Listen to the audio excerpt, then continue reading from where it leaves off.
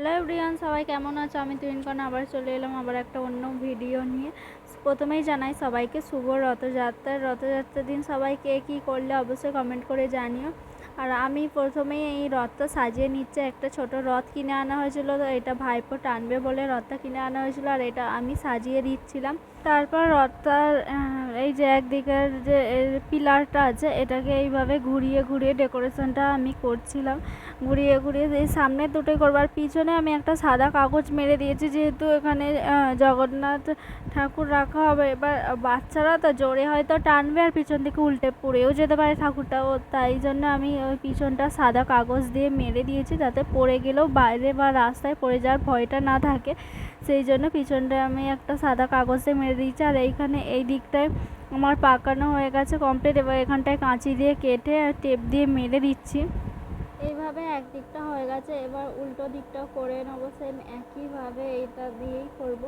তো এটাও প্রথমে নিচেটায় আমি পাকিয়ে টেপ দিয়ে মেরে নেবো, তারপর পুরোটা মানে সামনের পিলারগুলোই ও একদিকে যেভাবে করেছি ওই সেমভাবেই করব। তো তোমরা পুরো ভিডিওটা দেখতে থাকো আর কমেন্ট করে জানিও আমার এই রথ সাজানোটা কেমন হয়েছে। আর আজকে রথের দিনে তোমরা কে কী করলে সেটাও অবশ্যই কমেন্ট করে জানিও। যারা আমার চ্যানেলের নতুন তারা অবশ্যই ভিডিওটি লাইক শেয়ার কমেন্ট করে দিও, আর অবশ্যই সাবস্ক্রাইব করতে ভুলো না। চলো পুরো ভিডিওটা দেখতে থাকো।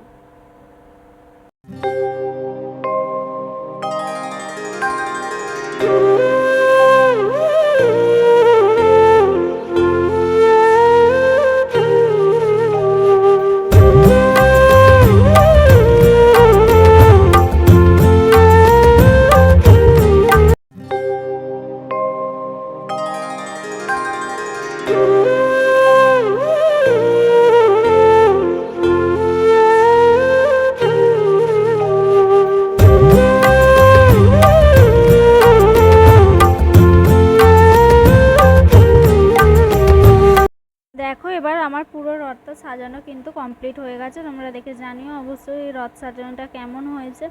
আর ওই যে জগন্নাথ, বলরাম, সুভদ্রা তিনটে ঠাকুর, এই ঠাকুর তিনটে আমার ভাইপো মাটি দিয়ে এমনি বানিয়েছিল, ভালোই হয়েছে, খারাপ হয়নি, ও নিজেই বানিয়েছে, ওই জন্য এই ঠাকুরগুলোই রাখা হলো।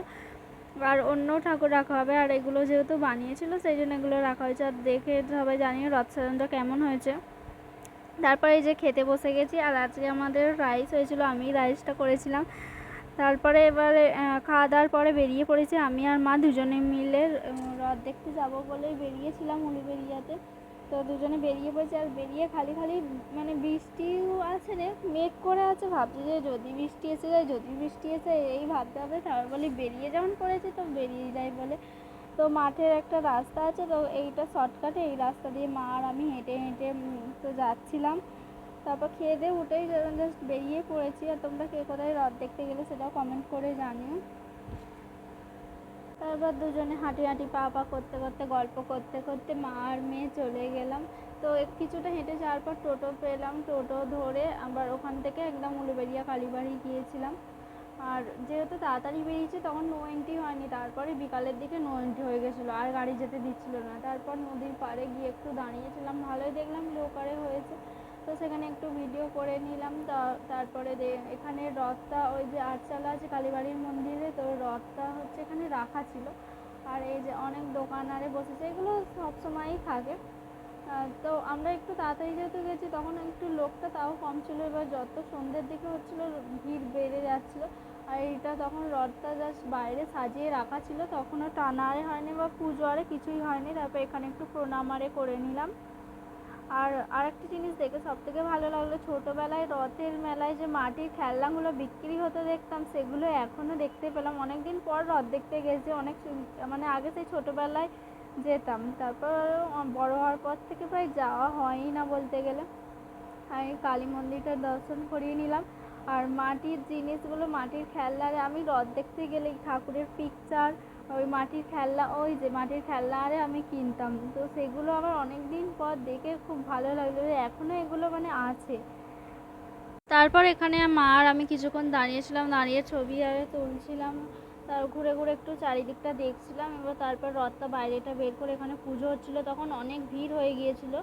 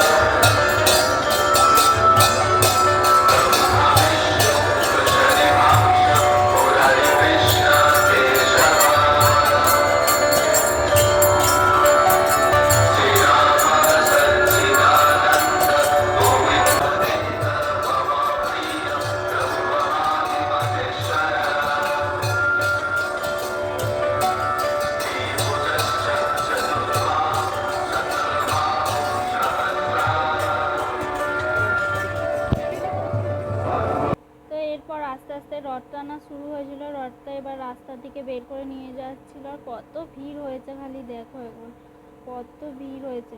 তো আমরাও তারপর রথটা বেরিয়ে যাওয়ার পর ওখান থেকে বেরিয়ে এসেছিলাম। তো আমাদের একটু কিছু কেনাকাটার ছিল, সেই জন্য ওই যে রথের পিছনই প্রায় তাই একটু দাঁড়িয়ে গিয়েছিলাম। তাও রথ যেহেতু আস্তে আস্তে টেনে টেনে নিয়ে যাচ্ছে, তো অনেক কিছুক্ষণ পরে বেরিয়ে দেখলাম যে কাছাকাছি আছে। তারপর বেরিয়ে আমরা যেগুলো কেনাকাটা ছিল কেনাকাটা করলাম। আর রথ মানেই তো জিলিপি কিনেছি আর কিছু কেনাকাটা করেছি।